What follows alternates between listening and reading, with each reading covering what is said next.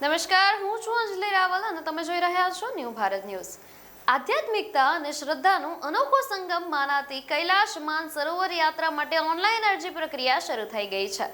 આ યાત્રા જૂનથી ઓગસ્ટ વચ્ચે યોજાશે અને વિદેશ મંત્રાલય તથા ચીન સરકારના સહયોગથી આયોજન કરવામાં આવે છે। યાત્રા માટે બે મુખ્ય માર્ગ નક્કી કરાયા છે, જેમાં ઉત્તરાખંડના લિપુલેખ પાસ અને સિક્કિમના નાથુલા પાસ મારફતે 50 યાત્રાળુઓના 10-10 જૂથોને મોકલવામાં આવશે। યાત્રાળુઓ પોતાની અનુકૂળતા મુજબ માર્ગ પસંદ કરી શકે છે અને સમગ્ર અરજી પ્રક્રિયા સંપૂર્ણપણે ઓનલાઈન રાખવામાં આવી છે।